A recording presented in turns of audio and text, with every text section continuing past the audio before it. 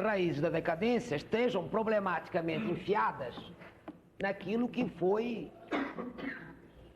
naquilo que no auge, na década de 60, o auge da hegemonia, foi considerado o paradigma americano completo, que é a grande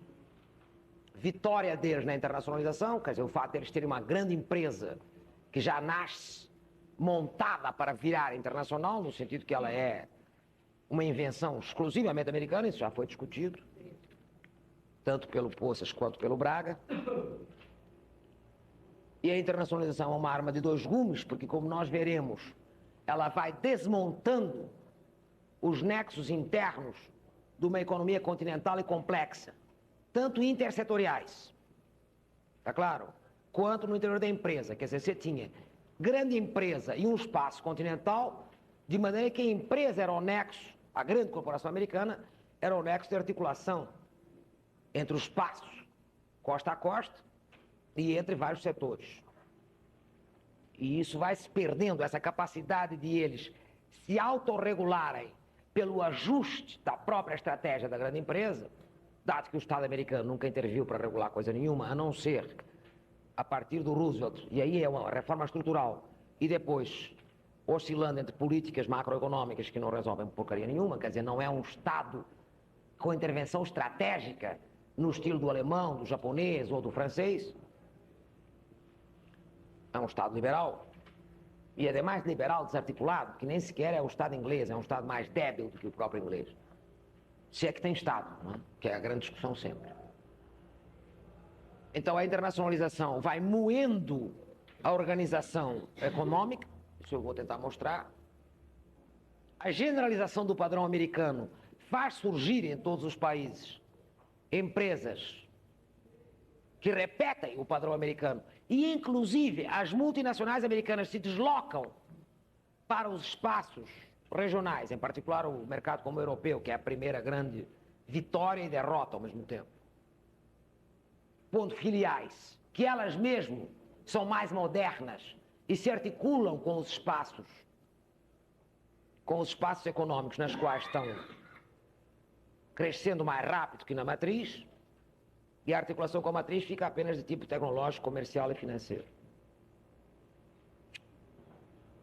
Isso é uma tese que tanto o Heimer quanto o Rotter discutiram no começo da década de 60 o Heimer, depois no final da década de 70 o Rotter, mostrando que isso era uma atrapalhada, que na verdade a internacionalização estava minando a força do próprio sistema integrado de empresas no espaço americano.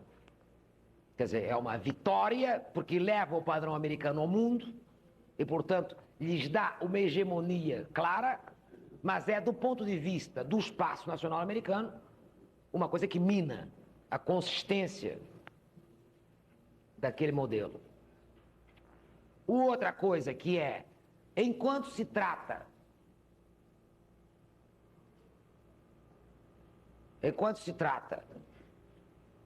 de impor, como vitorioso da Segunda Guerra Mundial, as suas regras aos derrotados, vale dizer, pau na Alemanha, pau no Japão, que desmontem o seu capitalismo oligopolista, que desmontem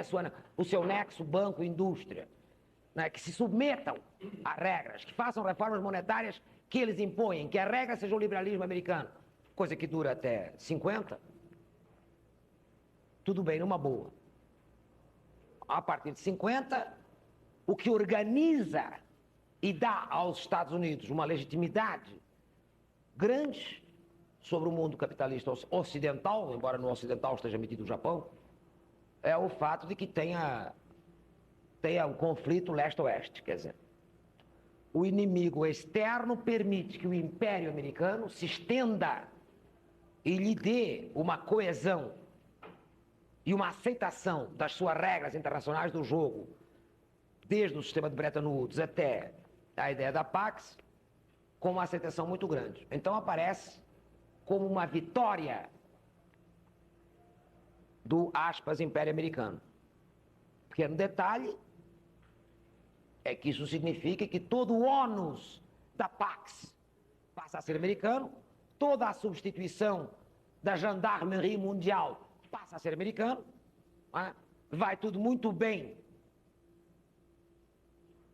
no sentido de deslocar as antigas potências coloniais, tanto em Dien Bien Phu em 54, quanto na Guerra do Petróleo e na Guerra Árabe-Israelí em 57,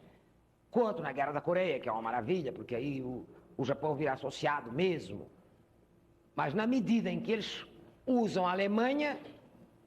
como showcase e a protegem para que ela apareça como showcase, e o Japão como showcase nas duas fronteiras quentes da Guerra Fria, evidentemente eles estão permitindo que a Alemanha e o Japão reconstruam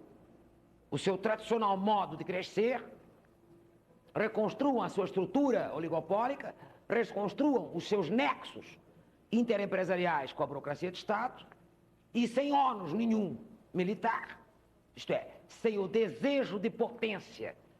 que os animou no século XIX e que os derrotou sistematicamente na Primeira e na Segunda Guerra Mundial, possam fazer um caminho pacífico para um desenvolvimento acelerado, para os seus milagres, né? Enquanto que a economia americana continua lá lenta, madura, capengando. Então isso é uma das coisas. E o custo da Pax é americano, até chegar à derrota final, em que o custo da Pax já não é americano, embora eles se arroguem o direito de continuar sendo os donos da Pax, mas quem paga são os japoneses, ou os alemães, ou os outros.